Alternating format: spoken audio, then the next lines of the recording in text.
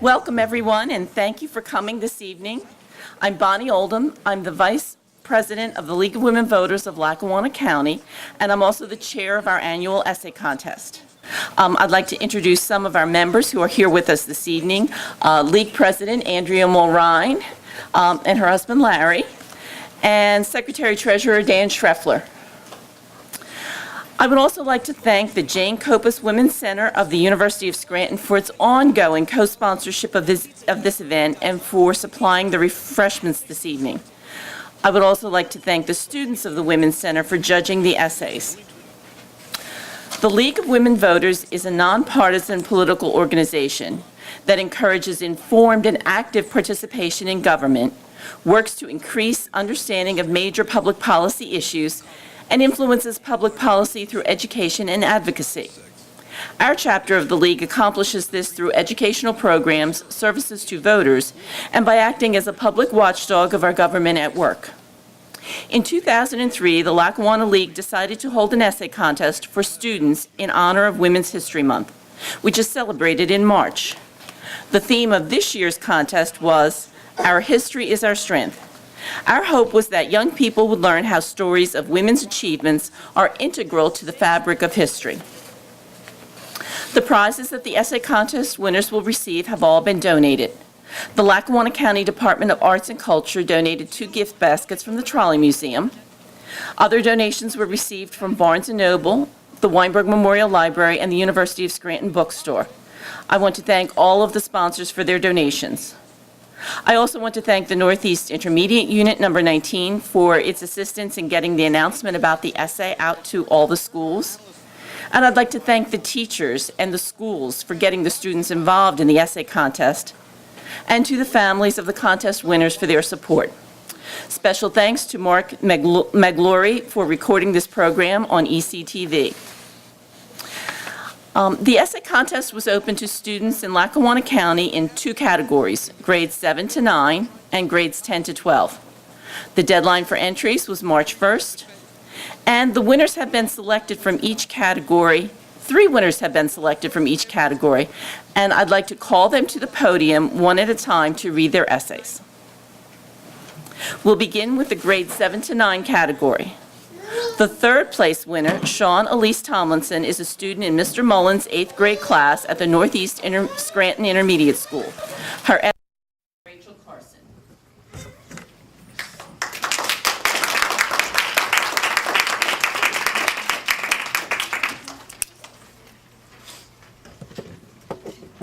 Rachel Louise Carson was born on May 27, 1907 in Springdale, Pennsylvania. Her mother sparked her fascination with nature and the world. She would tell Rachel all about the wonders of the natural world, and Rachel was very interested. She found the ocean to be intriguing from an early age. She expressed her passion by writing about it. When she got older, she expressed her love by attending Pennsylvania College for Women as a marine biology student, graduating in 1929. Rachel was hired by the U.S. Bureau of Fisheries to write radio scripts and also wrote feature articles on natural history for the Baltimore Sun. She quit her job to become a scientist and editor at the U.S. Fish and Wildlife Services. She worked there for 15 years. In her free time, Rachel wrote books and poems about what she was passionate about, but soon her free time wasn't enough, so she quit her job and devoted herself to writing. When Rachel was informed of the reckless use of synthetic chemical pesticides, she was disgusted. She changed her course in writing and wrote Silent Spring, which was about how the government and agricultural scientists were using pesticides. It also made the statement how human beings seem to take the earth for granted. She began to advocate the truth about pesticides and encouraged people to take action, reminding everyone that we are part of the natural world and that what we do won't only affect the world negatively, but us too. If Rachel Carson didn't tell the people the truth about pesticides, people may have found out the truth too late. The effects of pesticides may have already spread, which could have been detrimental to everybody and everything. On April 14th, 1964, Rachel lost her battle with breast cancer and left us with a legacy that inspires people to protect the living world and all of its creatures. My dream job is to become a marine biologist. I learned about Rachel Carson and was truly inspired by what she did. She taught me the lesson that you should follow your passion and stand up for what you believe in. She made marine biology even more exciting to me. I intend to follow her example and follow my passion and help the world by becoming a marine biologist and giving all the creatures a voice to be heard.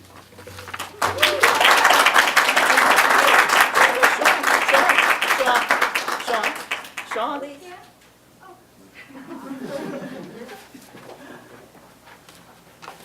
Congratulations. Certificate and prize. Thank you.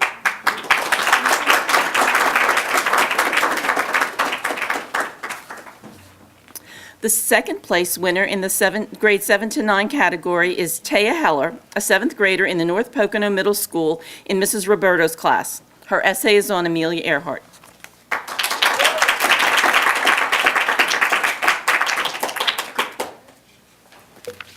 I have never flown a plane. I haven't even flown in a plane. Many wonder how I'm so inspired by one woman who has flown plenty of times, yet I haven't even experienced a single bit of flying. Amelia Earhart had flown little, but one flight had shown her the beauty of the sky. It had completely changed her mind. She is a world-known legend and has broken many records. Her massive flight across the Atlantic Ocean in 1932, a flight going from Hawaii to California in 1935, and a solo trip from the U.S. to Mexico changed her life. Amelia had nobody with her during those trips, but she succeeded. Spending time with her uncle made her wonder how fascinating it would be to become a female aviator. She followed her dream, which eventually made one of the most exciting events in women's history. She made many women in this world feel capable of doing anything because of her endurance. Women and men included thought women could never fly a plane, let alone fly across the whole world. She did a marvelous job. Miss Earhart's lifetime experiences mean much to me. They remind me most of my family that have flown planes and the good times they shared. She makes me feel like I am capable of doing anything. Her courage changed me. Amelia Earhart went missing on July 2, 1937, and was legally declared dead on January 5, 1939. This accident could have been caused from her plane diving to the ocean or crashing onto the Gardner Islands. She is long remembered since the year of her first flight. I will surely never forget what she did. The first female aviator, Earhart opened the door for women for years to come. I'm 13, but when I'm 23, I can see myself soaring. The more I think about the accomplishments that she had made, the more I want to be like her. I will try to take off into the sky like Amelia did and be fearless. She showed me that anything is possible and that I can change the impossible. I will try to change people just like she did.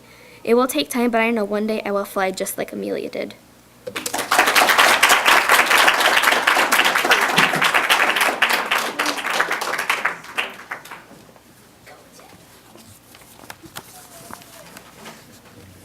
And the first place winner in this category, also in Mrs. Roberto's 7th grade class at the North Pocono Middle School, is Rachel Cianvici. Rachel will read her essay about Taylor Swift.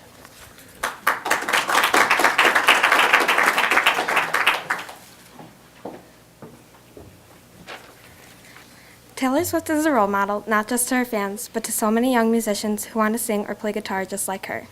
She won 8 awards in the past 2 years, but as if that wasn't enough, Swift sings and writes her own songs. I strongly believe Taylor Swift made a huge impact on today's generation and will continue to do so for future generations to come. Presently, she plays in sold-out arenas and has won more Grammys than anyone her age. I think this is why so many kids, especially teens, want to be like her. She is such a great role model for today's generation because so many girls can relate to what she writes about in her songs. I think future generations will look back and listen to her music and watch a video of her on stage and remember how Taylor acted out the character she sang about.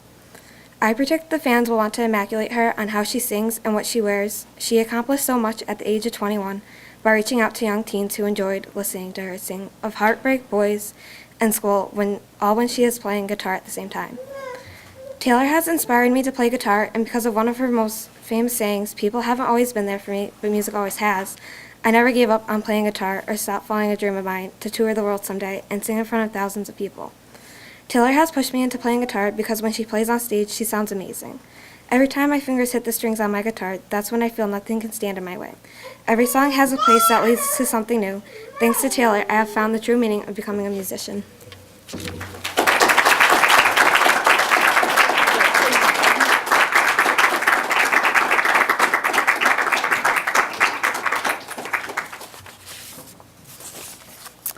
Next is the grade 10 to 12 category, and the third place winner, Joshua Woolaver, is a student at Miss Michello's 10th grade class at Old Forge Junior Senior High School.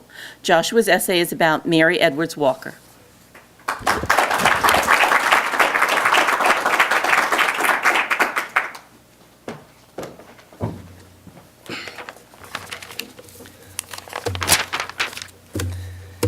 Mary Edwards Walker. Mary Walker was an amazing woman. I choose to call this woman a fighter. She was born in Oswego, New York, November 26, 1832. Her parents were Alva and Vesta Walker. Mary Walker fought for many women's rights and things she wanted to be changed. She was an abolitionist fighting for equality in life. Mary was also a prohibitionist and a surgeon. Through many adventures in her life, Mary was also named a spy and was kidnapped during the Civil War. Growing up, Mary went to a local elementary school where her mother was a teacher. As an adult, Mary taught at the same local school to make enough money for college. She attended a medical college in Syracuse and was the only female in her class to graduate a medical doctor. She married classmate Albert Miller. They both had a practice in Rome, New York, where they worked together. Mary volunteered to work with the Union during the Civil War. During the first battle of Bull Run, Fredericksburg, and Chattanooga, the Army allowed Mary to act as a nurse and an unpaid field surgeon. After her hard work, she was granted a contract. Mary was acting as an assistant surgeon, making her the first female surgeon for the U.S. Army. During Mary's service, she would cross battle lines while helping as many civilians as she could. However, on the 10th of April, 1864, Mary was kidnapped by Confederate soldiers and arrested for being a spy. Mary was released 4 months later due to a prisoner exchange. After being released, she continued her work at the Battle of Atlanta. Later on, she was a supervisor to a female prison in Louisville. After the war, Mary went on to perform lectures supporting such causes as women's rights and temperance. Mary Edwards Walker died on 21st of February in 1919 at the age of 86 in her hometown of Oswego, New York. It is said she died of old age. Due to her excellent services in the war, Mary received the Medal of Honor, and she was recommended by Civil War General William Sherman. In November of 1865, President Andrew Johnson signed the bill to award her the Medal of Honor. In 1917, Congress revoked over 900 medals. Mary's medal was one of them. Mary was demanded her medal be returned but refused. Nonetheless, she wore the medal until she died. Eventually, the medal was restored by Jimmy Carter in 1977. A year after Mary's death, women were granted suffrage, giving all women the right to vote. Mary was a successful woman in every adventure she took on. She lived a great life and experienced it to the fullest. Mary Walker lived to be a very courageous woman. Many others have trailed behind her. Mary was many amazing things, and to me, she was a fighter. Mary walked through her life helping anybody she could help. Mary's career choice isn't the same as mine, but she affects me because she encourages me to do more. To be able to walk in her shoes is an honor I would take. Everything I have learned about her makes me more ambitious in my life. I feel I have to take the steps to make things correct or change what I find wrong. I want to be a fighter and be strong enough to take down anything that gets in my way. Mary inspires me to do more than just having a career. She inspires me to make things right.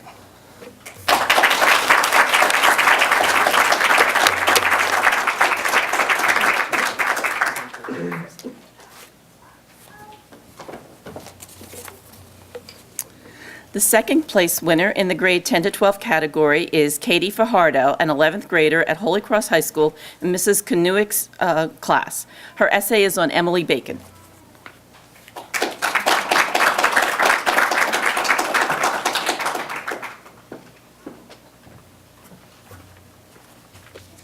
In the history of the United States, many women have impacted the nation significantly. One of these strong historical women is Emily Bacon from Philadelphia, Pennsylvania. In her lifetime, she fulfilled something that changed future generations of medicine. She is an encouragement to women who have aspirations as physicians and furthermore, pediatrics. As a college student at Wilson College in Chambersburg, Emily Bacon was active with her social and athletic extracurricular activities. She remembered her college years with affection and was involved with the college for much of her life. After graduating, she earned her Doctor of Medicine degree from Johns Hopkins University School of Medicine. She became the first woman appointed to the senior staff at the institution of Mary J. Drexel Hospital. She was also the first woman to be the first chief of pediatrics of Lankenau Hospital after merging with Mary J. Drexel Hospital. Lastly, she became the first woman to become president of the Philadelphia Pediatric Society. In addition to these historical positions that she took, she introduced many advances in her 50-year hospital career. These improvements included the creation of a well baby clinic and a counseling service for children in distress. Overall, Bacon was a successful woman in her era. Her skills in the field of pediatrics attracted many parents and nurses. She was often requested in parent-teacher groups to discuss issues of child health, nutrition, and preventive medicine. Her selfless attitude toward her patients made a great impact on thousands of Philadelphia children. Having an aspiration to be a pediatrician, Emily Bacon has become an inspiration to me. It was enriching to know that one woman can change so many things. I have always been interested in helping children get through their struggles in life. I have also wanted to know the reasons behind the personalities of children. On another note, I've continuously been fascinated in the medicines discovered to prevent child illnesses. I hope to be able to work as well as she did and continue the success that she has started for pediatrics. After learning about the dedication she had for her work, I have been encouraged to do the same. At the beginning of writing this paper, I had little knowledge of her and didn't know that she had done countless things for the world of pediatrics. Now that I became familiar with her work, I am very anxious to take some of the steps she took in order to attain my own goals. I believe that it takes determination and passion to do as well as she did. She is such a great motivation, and I will keep her in mind as I continue to learn about pediatrics. I hope to share my knowledge of her to others interested in becoming physicians in pediatrics. With more doctors like her, there will be a growing increase in good health and happiness for children.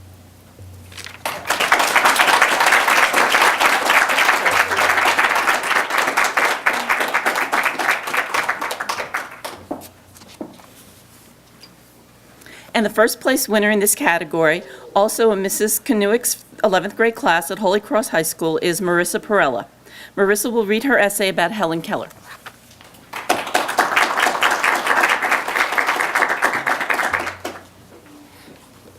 Helen Keller, an American lecturer and author, was born on June 27, 1880, in Tuscumbia, Alabama. At the age of 18 months, Helen had brain congestion, which caused a high fever for several days. She was left both blind and deaf. At the age of 6, she was introduced to Anne Sullivan, a 21-year-old teacher at the Perkins Institute for the Blind. She was going to become Helen's full-time teacher. Anne worked with Helen night and day, spelling words into her hand to help her understand the concept of objects having names. In just 3 short years, Helen learned to speak to do sign language, Braille, and was able to read and write. She had a drive to learn to speak and began to take speech classes. She worked on improving her math, French, German, geography, and her communication skills. After 25 years, she was able to speak in an understandable voice. In 1904, she became the first deaf-blind person to earn a college degree. As she entered adulthood, Helen's goal was to improve in others' lives. Despite her limitations, Helen became an active writer and international public speaker. She started lecturing throughout the world, worked to push her ideas in Congress, and wrote many letters that promoted improving the welfare of the physically handicapped. Helen encouraged the blind to take a productive life for themselves and be courageous. She was an advocate and activist for all those who were physically disabled. The efforts she put forward with books and lectures, advocating rights for disabled people, aided the public in acknowledging the potential of people with physical limitations. She also supported suffrage for women and peace. Today, Helen serves as a reminder of what can come of perseverance and dedication. She improved the lives of the deaf and blind, truly being an inspiration. People realize that individuals with limitations still have an intellect and a desire to learn. Helen died on June 1, 1968, at the age of 88.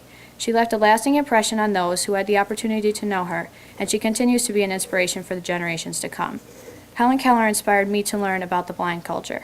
I have considered a career in interpreting because I know sign language, and I think it would be a great service to others. My parents are both deaf, and they told me about Helen Keller and who she was early on. Later, I began to really research and read about her and her accomplishments. I have yet to decide whether or not I'm going to pursue this career, but I know that I considered it after reading about Helen Keller's life and history.